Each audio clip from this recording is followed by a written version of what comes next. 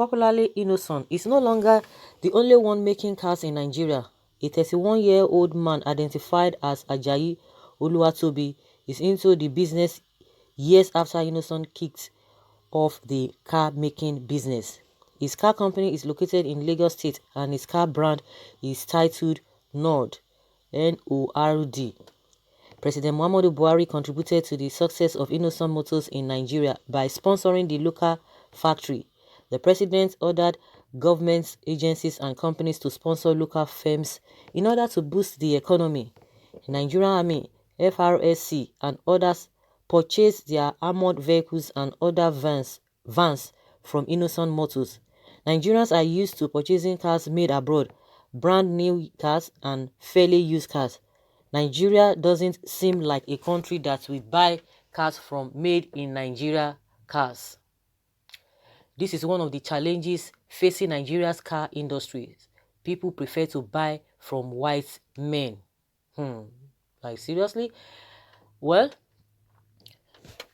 this is a welcome development if what we are hearing is true. Of course, we've heard something like that, but if it's going to be followed, to a logical conclusion, even the Innoson that we've been talking about, how well have they patronized him? How well have they supported him? In the scale of 1 to 10, how do we rate the patronage of Nigerians and Nigerian governments? Purchasing from him or buying from him. How have they supported him? Because now they can quickly mention FRC and other agency who have been patronizing Innoson. With this new young man coming on board, it's a welcome development. We want as many as possible. It will be a good thing. And one thing is that, what about all these our lawmakers? If they want to buy cars, they don't patronize him. If really you want to patronize him, you are serious about it. What you use, if they are patriotic, all those people would have patronized the Innoson cars. And also, the cars they are even buying, I mean the lawmakers, do they really need it? They don't need it. They're just wasting our money. They will tell you about oversight functions. If you are going for oversight functions, you have to pack yourself together, let them get to coaster. No. They don't manage when it comes to that. They don't manage at all. And at the end of the day, if really they are getting all of this and they are making the country a better place, people wouldn't have been looking at them. But in the face of poverty, you see them buying cars. Even during COVID-19, they were delivering cars during the lockdown, because the COVID-19 is still there. But during the height of COVID-19, when everywhere was on lockdown, these guys were sharing cars. They were doing this and that. So it makes no sense if you are saying, oh, FRC and some other agents are patronizing Innoson. What about the lawmakers? Even when we see debate or we see arguing that even those cars they are getting, whether they are even getting it from Innoson for their oversight function, is not even see a good thing. Let alone in both ways they are not doing the right thing. Well, the most important thing now is that another person is coming up. How they are going to help and build that person to support the person is another thing entirely.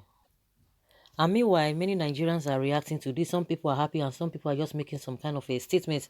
Somebody saying it's a fake news that say this kind of person cannot even make a broom. Like seriously?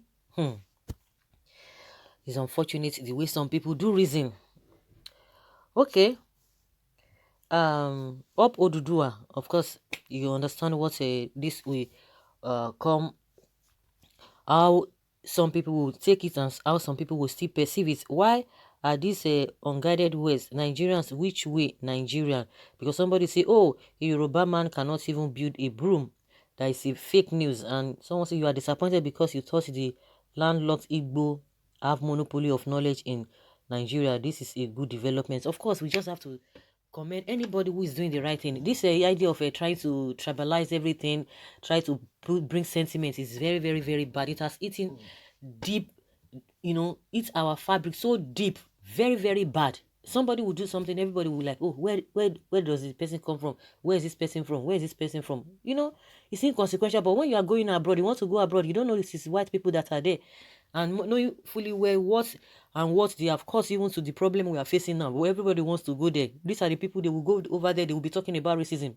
I usually tell people, you talk about racism over there, and what we have in Nigeria is worse than that racism. For somebody who has been in Nigeria, who grew up in Nigeria before going abroad, once you get there, you are not supposed to be bothered, because what those people are even doing, we do worse things. And the way they accommodate people, we can't even accommodate them, because you tell them to their faces. All those people, most of the times, of course, human beings, they would still behave like human beings. But majorly, if you want to, try to bring it back to us, the way we behave, the way we do things is just very, very, very, very unfortunate. Somebody is doing something, everybody wants to know. And that's why if you want to get job, somebody will be telling you, oh, go and meet this person. Oh, because these people are this, because these people are they even do things based on sentiment. They want to get employment, oh, where is this person from? Where is that person from? Oh, I can't give, this person is not my tribe. Oh, I have to favor my tribe people. Even those who are even working in an organization, as also, they will be favoring their tribe people based on if they want to get a promotion and all those good stuff. If that kind of a thing can be happening in Nigeria, we are talking about among the people, then what about the government? It's even worse. The president is a typical example of tribal, somebody who is tribalistic, a typical example of tribalism. They call it nepotism. When it comes to official thing, they call it nepotism, but when it comes to social life, they say it is a tribalism. It's tribalism. Recently, they've been denying that this issue of giving appointment to the northerners, they would deny it. It is evidence. But recently, the governor of Katsina State was saying that despite the fact that most of the northerners, they are the ones who are in charge of the security, and security is going the other way. And I say, so you can even make mention of the most of the people who are appointed, who are the security, the security, the service chiefs, they are from northerners, and you are telling us what is the percentage of other tribes that are in that who are the service chiefs? For example, it's just going to be 95.5%, and they will be telling us, oh, that is not the issue. When you hear this man coming to defend, but all those things are so glaring. So that is why when somebody, when a news is coming that somebody else is going to do this, nobody has monopoly to anything. It is only what you just like. If you are not interested in something, those who are interested in that thing, they will do better. It's not as if you cannot do better, but because you don't pay attention to it. Like they always say, practice makes perfection. If you don't practice something, if you are not used to something, if you don't have that experience, you will not come out and say, yes, I'm really good in this field, because you have devoted your time to look at things critically. What you've done, you never paid attention to, or what you are not paying attention to, there's no way you can know that thing. But as soon as you start paying attention to that, you begin to see that, yes, so I never knew that I could do these things. So that is what has been happening for the fact that the Igbos, yes, that is what, because condition, they were compelled to do that, and it's paying off to them now because of what happened. It was really somebody can just say, it was really painful then, but at the end of the day, it's for their own good, because now in everything they are always there. They can survive anywhere. That does not mean that other people cannot do it, because they were not even, they didn't have that opportunity, or they didn't go through that process, so there was no way they could really think of that. So it's not really rampant in that area, but that does not mean that people cannot do that.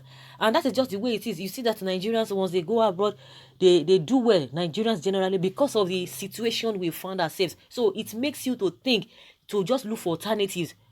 When you go abroad, most of the times, they don't have alternative. They always say, if this thing is not working, this is it. If it's not working, but because of our own economy, because of our own upbringing and the situation we find ourselves, if something is not good, you just want to try, because you can't even afford to get a new one. You have to put yourself in, into deep thinking, and begin to say, what is the alternative to these things? What else can I do to make sure that I get this thing done, and I'll still get that result? Maybe pending when I will have an opportunity to get a new thing.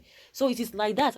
So nobody is island of everything, and nobody has monopoly to anything, whether knowledge or whatever you think. What you think that you are doing, don't be surprised that some other people would do better than what you have thought. So it, to me, is a welcome development. For people to be saying what they don't understand is surprising, and they just have to remove their mind from such thinking. Leave your comments below and let us have your take.